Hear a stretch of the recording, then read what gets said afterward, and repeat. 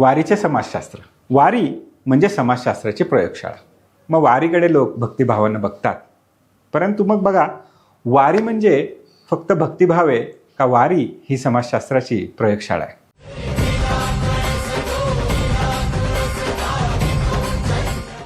आता आपण जर बघितलं की दरवर्षी लाखोच्या संख्येनं वारीमध्ये वारकरी येतात.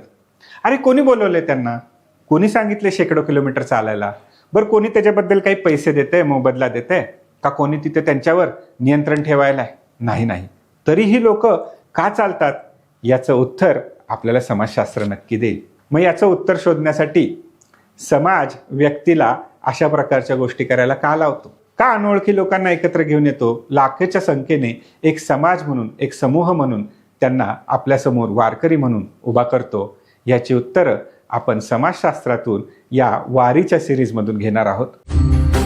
तुझ्यात वीरता माझी राहिलीच ओळख काय, माझी पंढरीची माय, माझी पंढरीची. यामध्ये अभ्यास करत असताना आपण अनेक समाजशास्त्रातले अभ्यासक आणि वारीत असणाऱ्या अनेक घडामोडी यांचं एकमेकांशी जुळवणूक करून समाजशास्त्रातून आपली वारी समजून घेणार आहोत. वारी समजली म्हणजे समाज समजेल, समाज समजला की समाजशास्त्र समजेल.